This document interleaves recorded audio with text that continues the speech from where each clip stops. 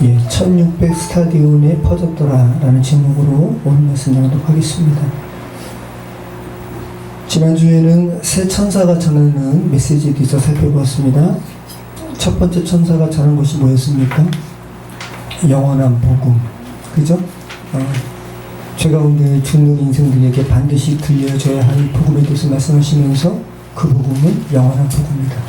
그런데 흥미로운 것은 구세주에 대해서 언급되지 않았고 창조주이신 하나님에 대해서만 언급된 그런 부분이 참 특별했습니다. 죄 가운데 죽지 말아라. 너희들 이 세상을 창조하신 하나님만 너희가 인지하더라도 너희를 죽음 가운데 내버려 두지 아니하시는 하나님의 마음 살필 수 있다, 느낄 수 있다. 이것이 바로 영원한 복음이라고 했습니다. 두 번째 천사는 악의 총체적인 시스템이라 할 수 있는 어떤 제국의 바벨론이 아니라 지금 알 수 없는 악, 그죠? 이것을 바벨론으로 통칭해서 그 악의 시스템, 바벨론은 멸망당할 것이다. 이 두 번째 천사가 전한 메시지였고요. 세 번째 천사는 악한 자에 속한 이들의 최종적인 심판에 대해서 언급하고 있었습니다. 심판을 앞두고 이성 없는 짐승처럼 살게 되면 결국은 이렇게 처참한, 또 이 고통은 영원한 복음에 빗대어서 세세토록 영원히 구원받고 또 영원히 고통당하는 이런 부분으로 대조하고 있었습니다. 지난주 말씀이었습니다. 이어서 주 안에서 죽는 이들은 복되다. 복된 죽음이 있는데 그리스도 안에서 죽는 이들. 이것은 꼭 육체적인 그 생물학적인 죽음을 떠나서 그리스도와 함께 죽는 이들. 그죠? 저와 여러분이 그리스도와 함께 지금 죽은 상태죠. 여러분은 복된 자들입니다. 그리고 그렇게 주 안에서 죽은 자들은 그들의 삶이 그들이 하나님의 자녀임을 증언한다고 했습니다. 너희의 그 삶의 행위가 뭐 이렇게 복받는 기복적인 그 행위 말고요. 하나님 안에서 연합되고 그리스도와 함께 죽음으로 인한 너희의 삶의 태도로 인한 여러 가지 삶의 행태들이 너가 하나님의 자녀됨을 증거할 거야. 따라다닐 거야. 이게 얼마나 복된 말씀입니까? 지난주의 말씀이었습니다.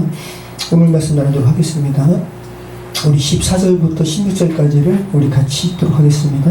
14절부터 16절 말씀은 또 내가 보니 흰 구름이 있고 구름 위에 인자와 같은 이가 앉으셨는데 그 머리에는 금면류관이 있고 그 손에는 예리한 낫을 가졌더라.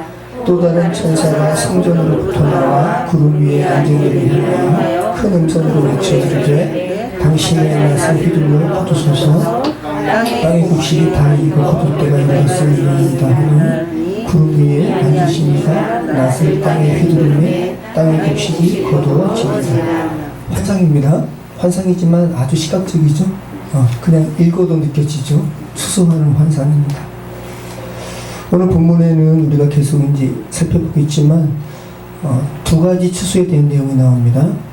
한 추수는 영생으로서의 추수, 또 하나의 추수는 심판으로서의 추수입니다.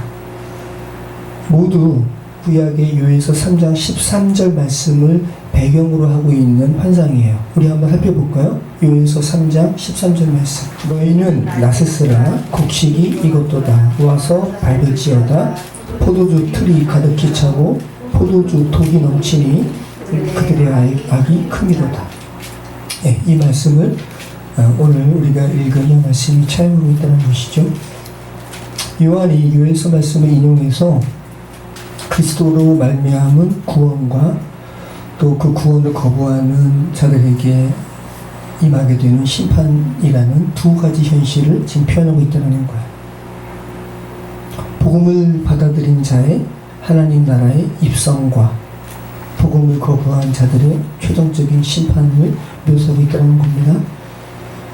자, 우리가 지금 읽은 9절, 14절부터 16절 말씀은 예수 그리스도에 의해서 곡간에 들어가는 알곡에 대한 메시지에 더 포커스가 있다면 17절부터의 메시지는 심판받아서 버려지는 악인에 대한 환상임을 우리는 알게 됩니다.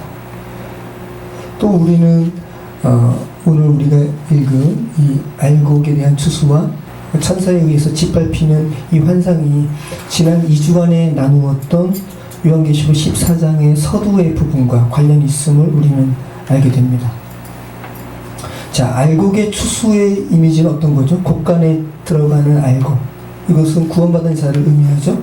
그죠? 그래서 14장 초반부에 구원받은 자를 예표하는 14만 4천에 대해서 언급하면서 특별히 14장 4절에서 뭐라고 말씀하고 있냐면 첫 열매로 주께 드려졌다라는 표현이 있습니다. 우리 한번 읽어보겠습니다. 계시록 14장 4절. 이 사람들은 여자와 더불어 더럽히지 아니하고 순결한 자라 어린 양이 어디로 인도하든지 따라가는 자며 사람 가운데에서 속량을 받아 처음 익은 열매로 하나님과 어린 양에게 속한 자들이니. 그죠? 추수에서 첫 열매, 그 중에서 가장 좋은 것을 하나님께 드린 바 된 자들이 바로 구원받은 너희들이다 라는 것을 말씀하고 있었죠. 오늘 계시록 14장 14절 이하 말씀과 맥락을 같이 합니다. 그리고 17절부터 나오는 포도주 틀에 대한 환상은 지난주에 살펴봤죠. 이것은 바벨론으로 통칭되는 악에 속한 자들이 마시는 진노의 포도주, 이 말씀과 연관되어 있음을 우리는 알게 되죠. 그러니까 요한계시록 14장의 이 환상은 서로 다 이렇게 거미줄처럼 연결되어 있다는 것. 자, 우선 14장 4절 말씀부터 알곡을 거두어들이는 환상부터 한번 살펴보겠습니다. 요한이 한 환상을 봅니다. 꿈을 꾸는 거예요. 그런데 흰 구름에 인자 같은 이가 앉으셨는데 어떤 면류관을 쓰셨어요? 금면류관. 손에는 뭐를 들고 계십니다. 뭡니까? 예리한 낫. 두루마리가 아니라 칼이 아니라 낫. 자, 흰 구름 위에 계신 인자라는 표현에서 우리는 뭘 알 수 있을까요? 구름과 함께 등장하는 것은 하나님의 임재, 그죠? 그리고 인자라는 표현은 구약의 다니엘서를 차용한 거예요. 자, 그래서 오늘 말씀을 가만히 보면 우리는 뭘 알 수 있냐면 이것은 온전한 왕으로서의 예수님의 모습을 이렇게 드러낸다기보다는 죄를 극복하시는, 죄와 관련해서 그리스도께서 승리하시는 모습에 포커스가 있다는 것을 우리는 알게 돼요. 왜냐하면 예수님은 왕이시잖아요. 그러면 왕관을 쓰셔야지 면류관을 쓰신다는 표현은 굳이 할 필요가 없거든요. 면류관은 경주에서 승리한 월계관처럼 그런 부분을 의미하는 것이고, 또 예수님께서 굳이 사람의 모습으로 오셨다는 것을 강조하는 이 인자라는 표현도 그렇습니다. 예수님께서 왜 사람의 모습으로 이 땅 가운데 오셔서 결국은 십자가에서 죽으셨어야만 됐습니까? 우리의 죄를 대속하시기 위해서. 그러니까 다 죄와 관련해서 그리스도께서 극복하시는 그런 메시지와 연관되어 있다는 겁니다. 낫으로 추수하는 것은 참, 그죠? 이 낫이 근데 어떤 낫이에요? 예리한 낫. 그러니까 구별하고 분별한다는 의미가 있죠. 그죠? 하나의 오차 없이 주님께서 정확히 당신의 백성을 거둬들이신다. 그리고 당신의 백성이라고 세상에서는 모방하듯이 이렇게 살아가지만 주님께서는 예리하게 너 내 백성 아닌데? 그죠? 그렇게 추수할 때처럼 알곡과 거러지 구분하는 예수님의 모습을 지금 표현하고 있습니다. 그리고 이 같은 주님의 추수가 성자 예수님의 자의적인 뜻이 아니라 성부 하나님과 연합된 가운데 이루어지는 것을 우리는 알 수 있습니다. 인자 같으신 이에게 천사가 명령하는 것처럼 느껴지죠. 15절 말씀 보면 또 다른 천사가 성전으로부터 나와 구름 위에 앉은 이를 향하여 큰 음성으로 외쳐 이르되 당신의 낫은 휘둘러 거두소서. 꼭 명령하는 것 같은데 그것이 아니라 이것이 성부 하나님의 마음이라는 것을 우리는 알 수 있는 것이 또 다른 천사가 어디로부터 나와요? 성전으로부터. 그러니까 하나님의 보좌로부터 나와서, 그죠? 그것은 명령이 아니라 인자이신 예수님께 명령하는 것이 아니라 하나님 아버지의 뜻이 이렇습니다.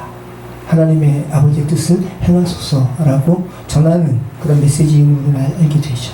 자, 아까 우리가 살펴본 것처럼 인자 같으신 이가 두루마리나 그죠? 말씀에 묶인 이것이 아니라 또 왕대심을 드러내는 칼을 가진 것이 아니라 낫을 가졌습니다.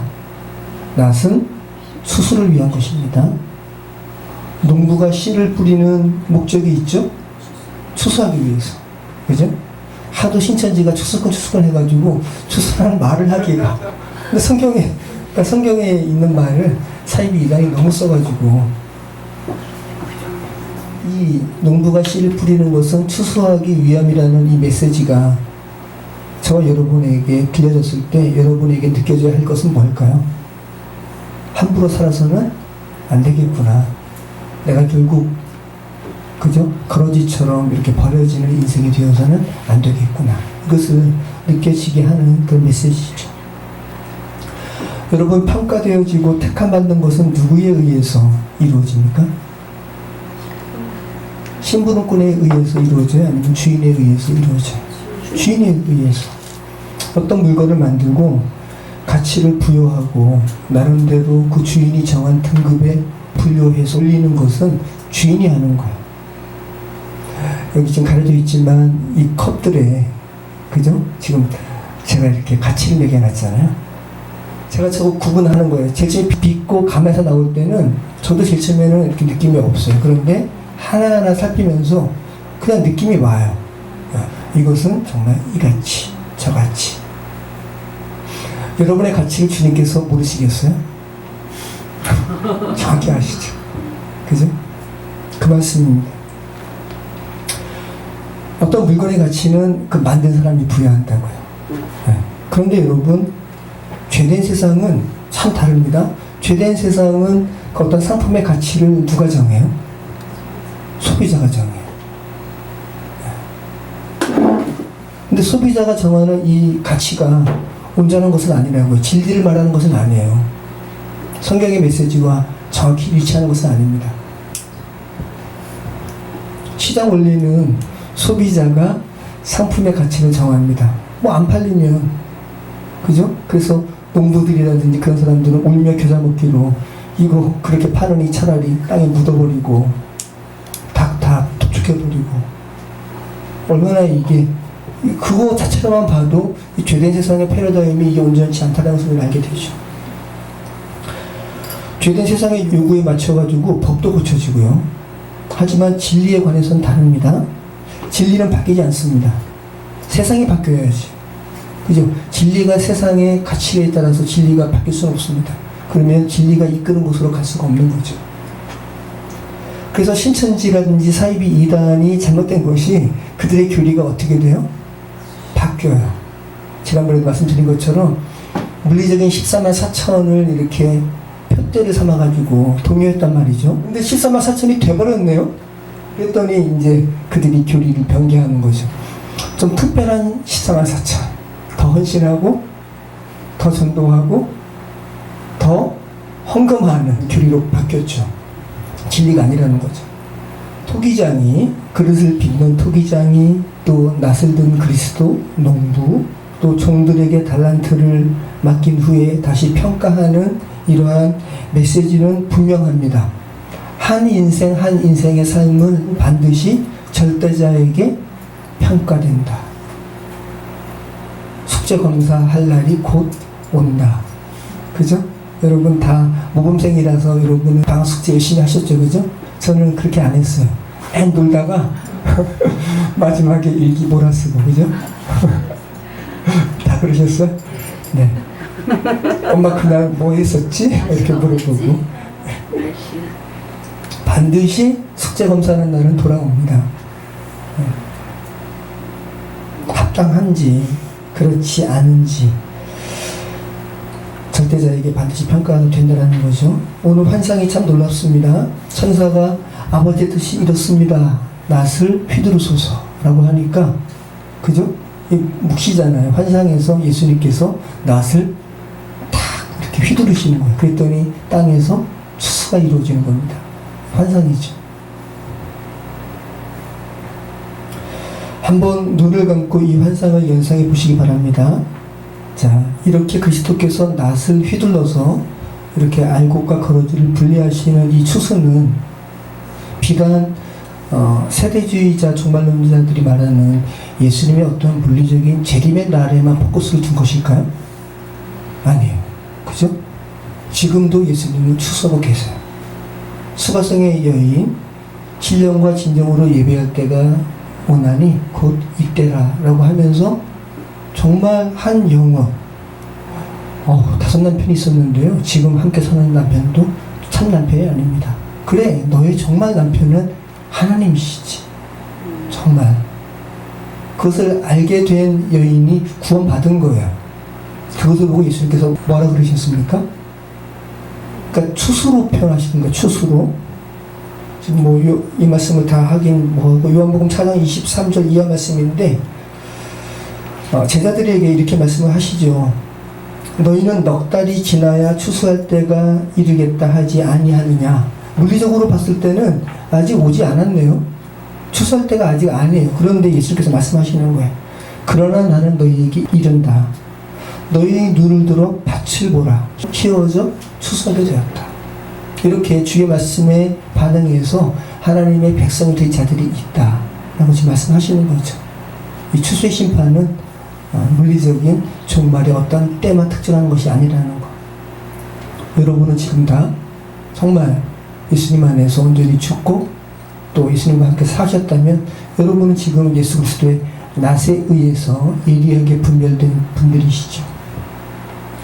자, 이제는 심판으로서의 추수가 나옵니다. 17절부터 말씀입니다. 우리 같이 읽겠습니다. 또 다른 천사가 하늘에 있는 성전에서 나오는데 역시 예리한 낫을 가졌더라.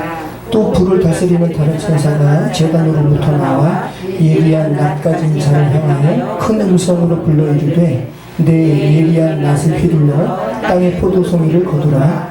그 포도가 익었느니라 하더라. 천사가 낫을 땅에 휘둘러 땅의 포도를 거두어 하나님의 진노의 큰 포도주 틀에 던지매 성 밖에서 그 틀이 밟히니 틀에서 피가 나서 말 굴레까지 닿았고 1600 스타디온에 퍼졌더라.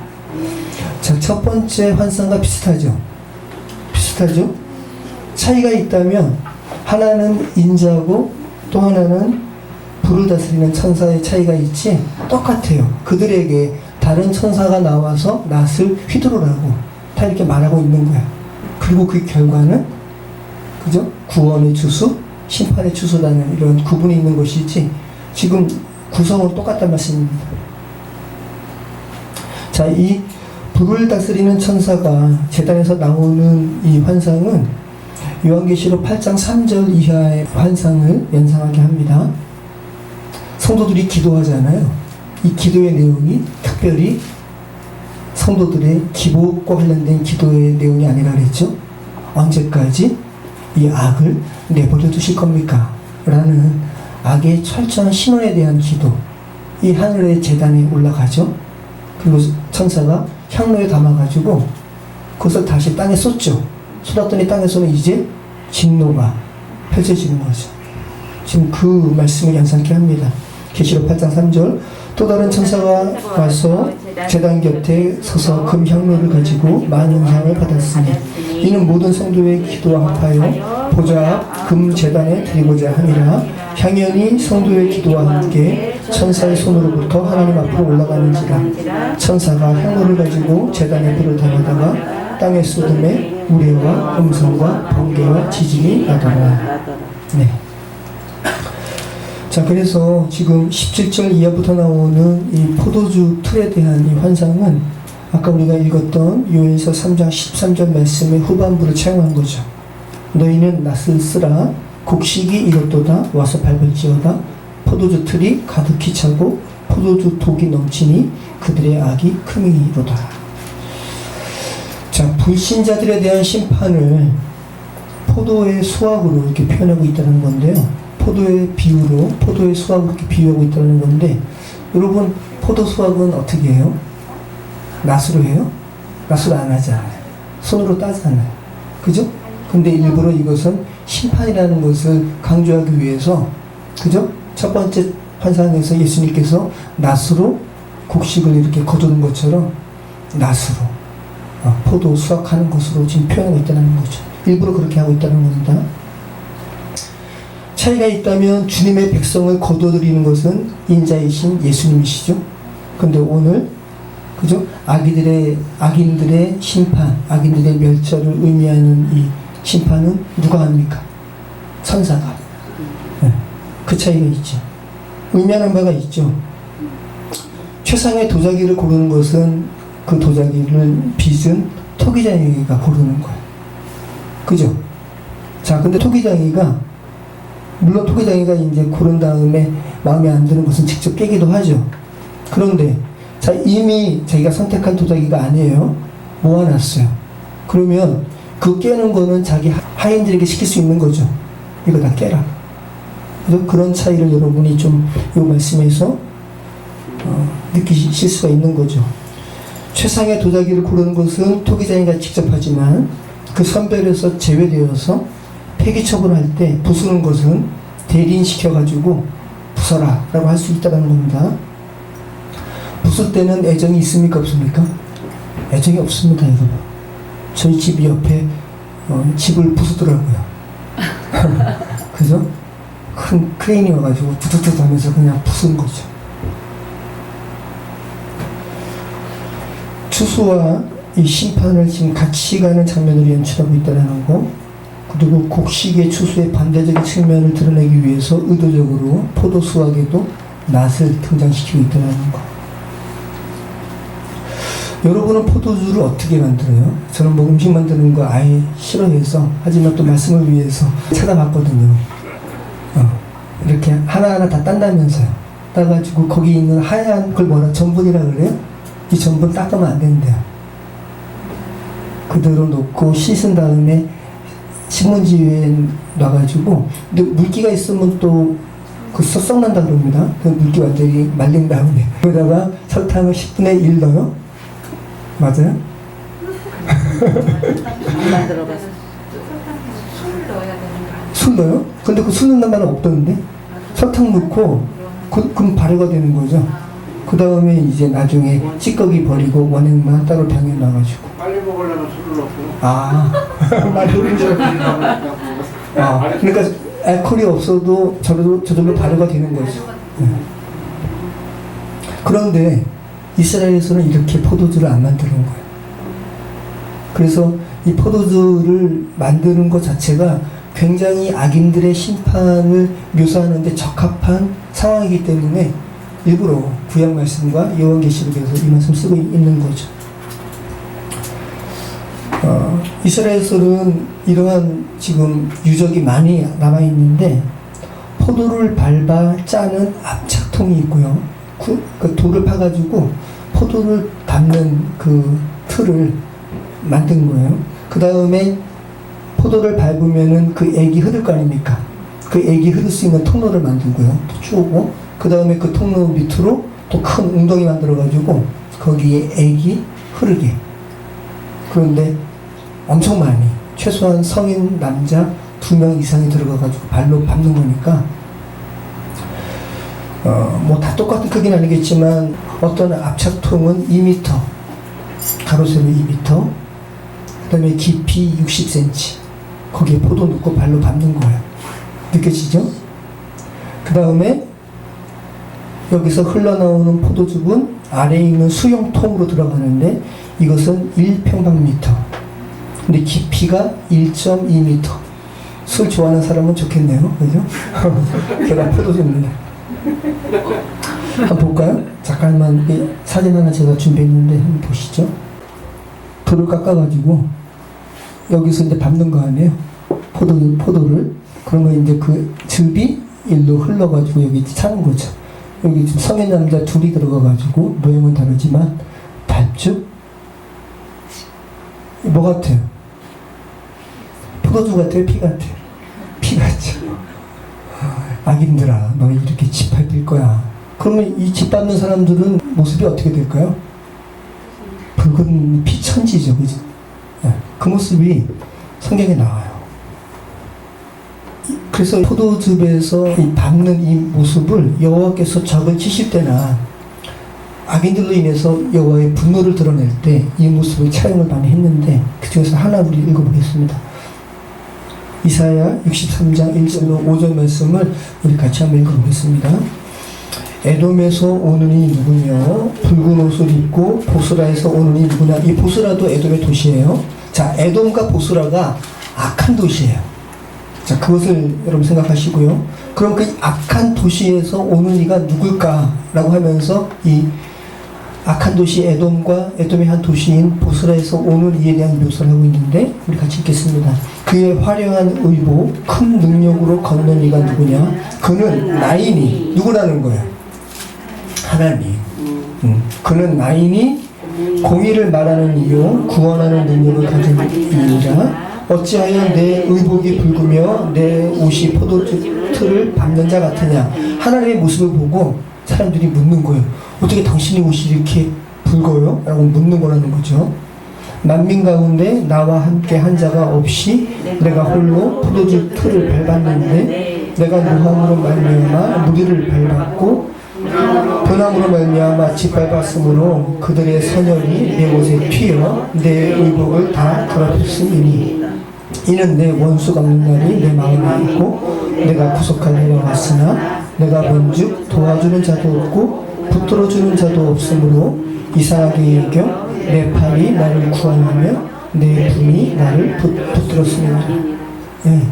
하나님의 외로움에 대해서 여러분 느껴지시나요? 악에 대해서 어떻게 나의 형상으로 지음받은 이 세상에 내 마음과 동하면서 악에 대해서 저렇게 통분히 여기는 사람이 그렇게 없냐? 그죠? 그래서 그러면서 하나님께서 이렇게 포도주틀을 밟는 장면이 나오죠. 그래서 예수님도 십자가에서 홀로 이 죄를 죄가 담당하신 겁니다. 자, 공동 번역으로 제가 한번 읽어드릴게요. 더 번역을 아주 실감 있게 했습니다.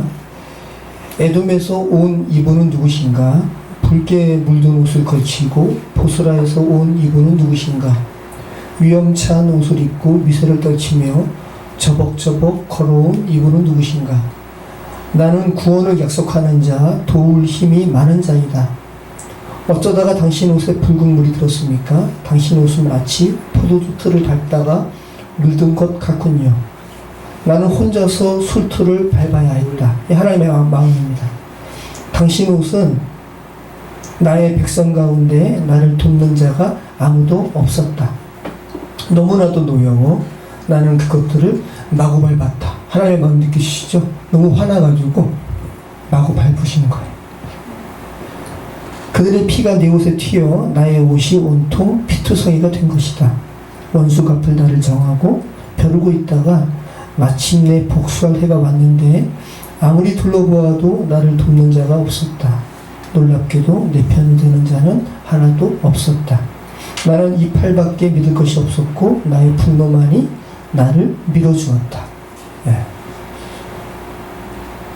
이 세상은 지금도 하나님께서는 이 세상 보시면서 이러한 외침을 계속 하시는 거죠. 코로나로 인해서 퀴어 축제가 연기됐어요. 그죠? 연기되어야 돼요? 아니면 아예 폐지되어야 돼요? 폐지되어야죠. 근데 9월달에 한대요. 이게 말이 되는 겁니까? 근데 이 퀴어 축제에 참여하느라고 외국에서 명인이 또 오는 거예요.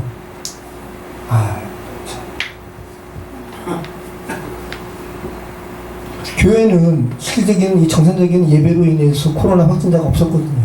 근데 교회를 이렇게 통제하면서 코로나 축제 된다. 퀴어 축제를 또 허용하는 게 이렇게 말이 됩니까? 진짜 코로나 축제 되겠네요, 이제. 만약에 확진자 되면. 네. 자, 20절 말씀 같이 읽겠습니다. 성 밖에서 그 틀이 밟히니 틀에서 피가 나서 말 굴레까지 닿았고 1600 스타디온에 퍼졌더라. 이 악의 크기에 대해서 설명하는 말인데, 자, 성 밖에서 그 틀이 밟히니, 성 밖에 이 틀이 있었고 성 밖에서 틀이 밟히는 거예요. 그랬더니 이 피가 나서 말 굴레까지 닿았대요. 이 말 굴레라는 것은 뭐냐면 이 굴레는 말을 제어하는 거야. 말을 제가 물리는. 그러면 성인 말, 굉장히 큰 말은 클 거 아니에요. 어른 말에 굴레까지, 이 제갈까지 피가 차 오른 거예요. 그러니까 높이를 말하는 겁니다. 물론 상징이죠. 너비는요. 너비는 요만큼 뭐 1m, 2m가 아니에요. 너비는 얼만큼이라고요? 1600 스타디온. 자, 1스타디온이 185m. 그러면 1600 스타디온은 몇 미터예요? 296km. 약 300km. 그래서 340km라고 말하는 이들도 있는데 340km라고 그냥 그렇게 말하는 이 주장에 따르면 이스라엘을 종단한 길이, 그러니까 강원도보다 약간 크거든요. 그러니까 이스라엘 전체가 다 이렇게 폐역했다는 것을 강조하는 말이죠. 근데 물리적으로 이렇게 보는 것보다는 이렇게 보는 것이 더 맞습니다. 1600이죠? 1600. 1600은 뭐의 제곱이에요? 4의 제곱에 1000을 곱한 거예요. 그죠? 4는 동서남북을 의미해요. 정방형. 그래서 속죄소에서도 정방형이죠. 하나님은 완전하세요. 근데 성막은 거기에 죄를 처리하는 장소가 붙어 있어서 성막은 직사각형의 꼴이지만 속죄소, 하나님께서 계시는 지성소는 정방형이라고요. 하나님의 완전하심. 근데 마찬가지로 죄를 이야기하면서 완전한 수를 의미하는 4, 4, 16을 의미하는 1600 스타디온을 말하는 바는 그만큼 패역함이 꽉 찼다. 그리고 그 죄에 대해서 하나님의 진노하심도 하나의 오차 없이 다 멸절하신다는 것을 강조하는 말씀이죠. 동서남북 어느 한 곳도 제외 없이 모든 인생의 패역함을 하나님께서는 정확하게 다 진노하신 분이시다. 하나님의 옷이 붉게 물들 수밖에 없죠. 여러분 상상해 보세요. 그러니까 의미적으로 이렇게 이해하시면 좋고, 하지만 이것은 물리적으로 생각해 보시죠. 더 와닿죠? 그 재간 물린 높이까지, 그죠? 말 그냥 못 타. 말 앉아 거기에 다리에 걸어가지고 타야 되잖아. 그러니까 이 높이는 엄청난 거라고. 그런데 1m, 2m도 아니고 340km의 피가 꽉 차는 거. 이것이 바로 이 세상의 죄악된 패역함의 크기이기도 하고, 여러분이 그리스도를 받아들이기 전에 여러분의 죄의 크기였어요. 그죠? 여러분의 죄의 크기가 그만큼 아닌 것 같은? 표현해서 그만큼이지 그거보다 더하죠. 제가 뭐 말을 이렇게 한다고 저는 뭐 아닙니까? 우리 애들이 알아요. 속으로 다 그런다고요. 그러면 아빠는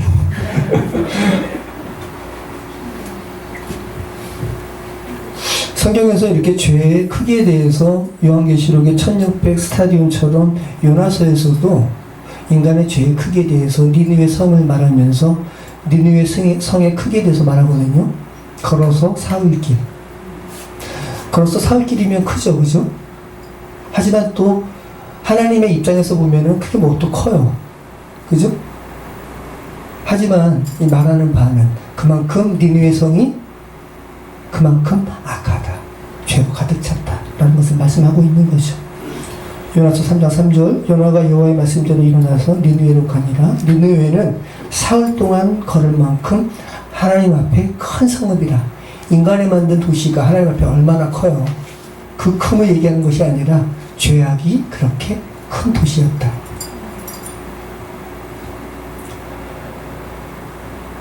그래서 1600 스타디온, 오늘 요한계시록 14장 오늘 우리가 읽은 본문은 죄악의 크기, 죄악의 높이, 죄악의 넓이를 말해주는 그런 모습이죠.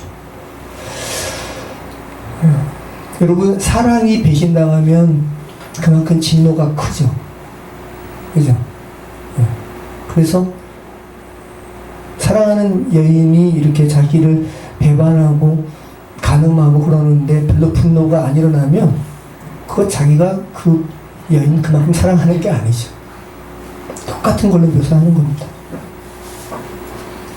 이 같은 표현은 외경에도 쉽게 발견된다 그래요. 에녹서에서는 악인들의 피가 말 가슴에 닿았다고 표현하고 똑같이 에스드라서라는 외경에서는 바벨론 전쟁에서 흘린 피가 말의 배에 이른다. 다 비슷하게 말씀하고 있습니다. 여러분의 죄악의 크기입니다.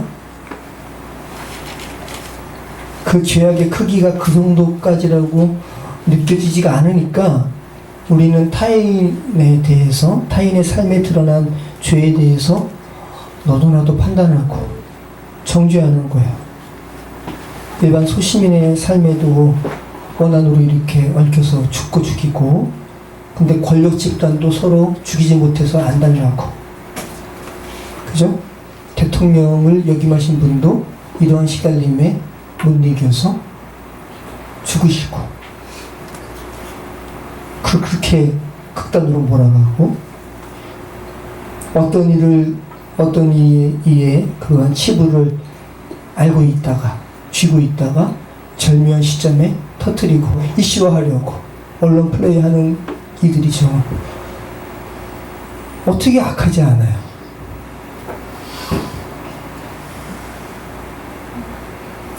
이런 세상에 우리는 살아가는 겁니다. 정말 블랙홀 같습니다. 누구든지 그 안에 갇히면 심연 속으로 그냥 빨려드는, 헤어나오지 못하는. 창세기 노아 시대 때 홍수 사건이 있었잖아요. 그죠? 홍수 사건에서 교회를 의미하는 방주 밖의 상황이 정확히 이랬습니다. 그래서 다 멸절된 거예요. 그러면서 법과 정의를 외쳐요. 참 주께서 비웃으시는 것이 당연한 거죠. 이 악을 생각하신다면 주님께서 친히 밟으셔서 그 옷이 붉게 물들이도록 마구 밟으시는 것이 여러분 느껴지시죠? 그렇게 진노하지 않으시는 것이 이상한 거죠. 진노할 수밖에 없습니다. 자, 이 같은 포도주 틀을 밟는 이 행위가 어디에서 벌어집니까? 성 밖에서. 성 안은 거룩한 곳입니다. 성 밖에서 벌어지는 것이 당연한 거예요. 이런 밟으심이 성 밖에서 벌어진다.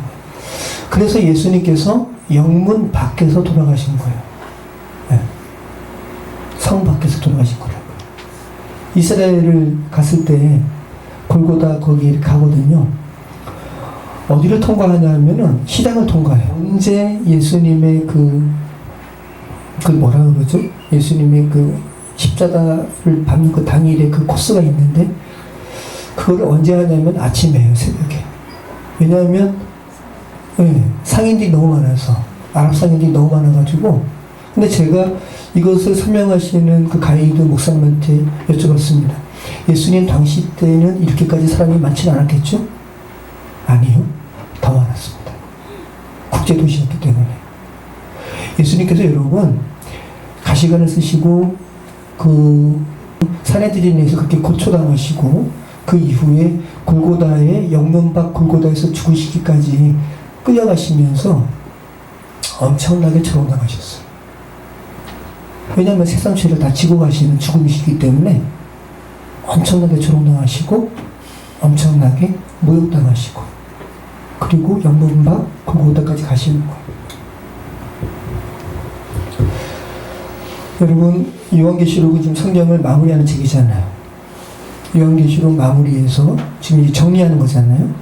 너희를 이렇게 죽이게 하는 죄악의 크기가 이렇게 크다라고, 그 죄악의 크기, 넓이, 높이, 이런 것을 말씀하고 있다는 거. 그리고 하나님의 진노의 크기에 대해서 말씀하고 있다는 거. 근데 여러분, 성경의 시작에서는 또 어떤 부분이 있냐면, 창세기 3장의 죄로 인해서, 그 죄로 인한 인간의 타락이 기술된 이후에 그 인간의 타락을 극복하시는 하나님의 사랑의 크기에 대해서 또 말씀하고 있습니다. 노아의 방주에서. 노아의 방주의 재원에 대해서.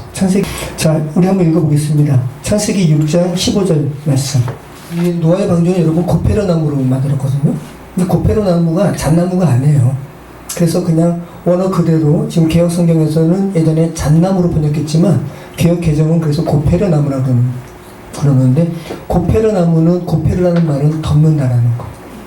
그래서 이 노아의 방주를 만드는 기사에 보면 너를 위하여 덮고 덮으라. 자, 같이 읽겠습니다. 내가 만들 방주는 이러하니 그 길이는 300규빗, 너비는 50규빗, 높이는 30규빗이다. 네. 자, 노아의 방주 안에 들어가야지, 그죠? 사는 거예요. 이 교회를 의미하는 거거든요.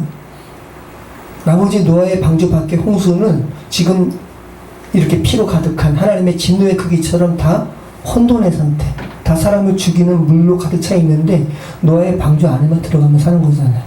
그럼 노아의 방주가 의미하는 바는 뭐예요? 교회고, 이 교회는 뭐를 의미해요? 하나님의 사랑의 크기. 그래서 바울이 구약의 학자였지만 하나님을 만난 다음, 예수님을 만난 다음에 이 학자인 바울이 다시 토라를 재해석하는 거죠.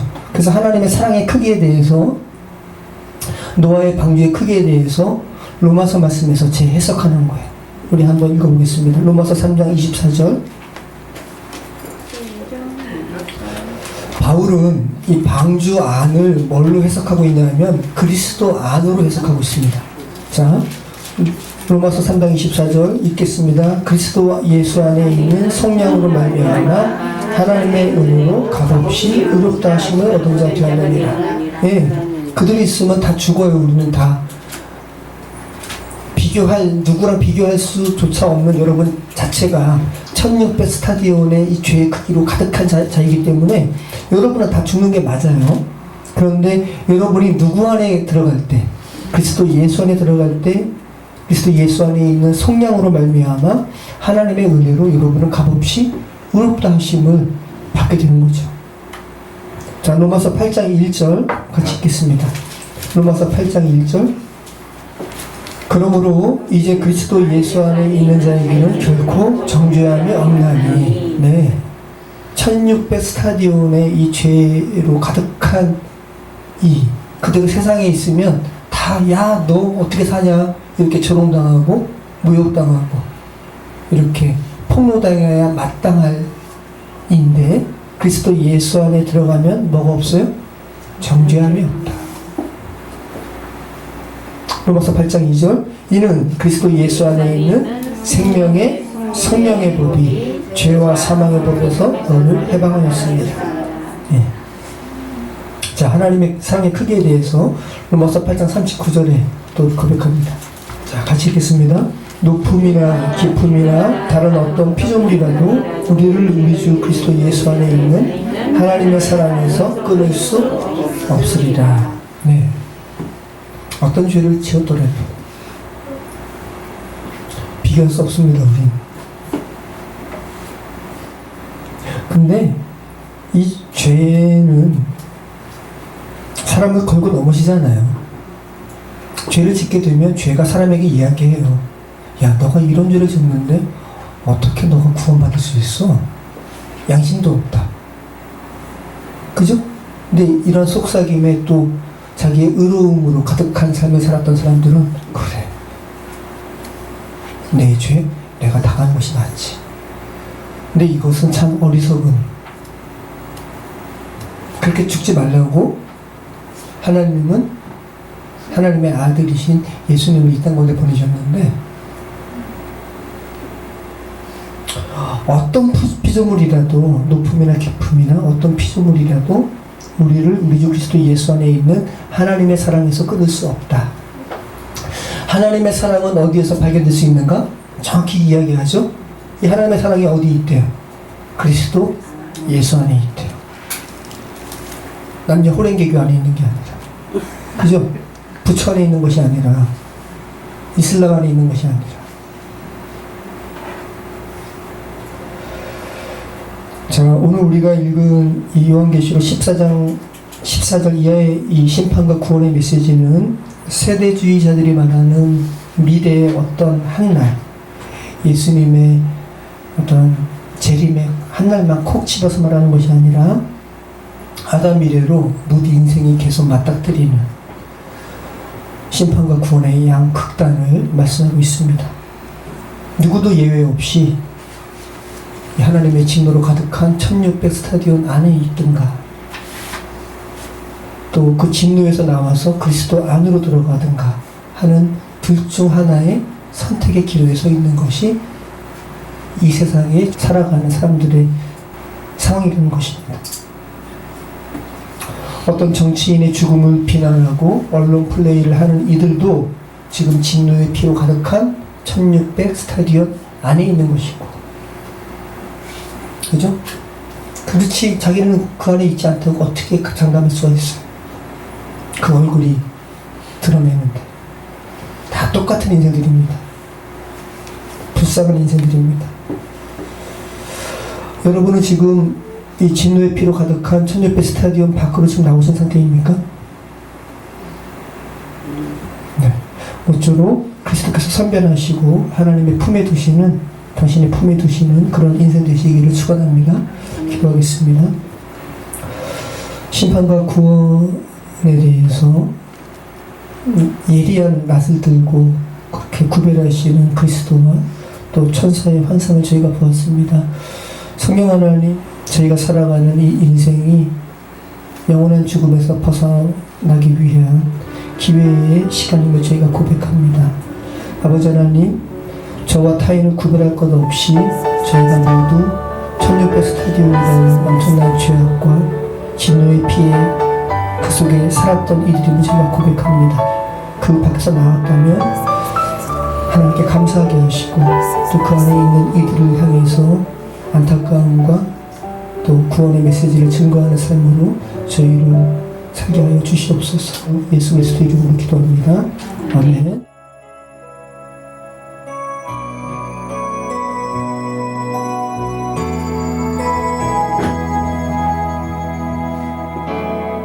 사망의 그늘에 앉아 죽어가는 나의 백성들, 절망과 굶주림에 갇힌 저들은 내 마음에 오랜 슬픔, 고통의 멍에 매여 울고 있는 나의 자녀들, 나는 이제 일어나 저들의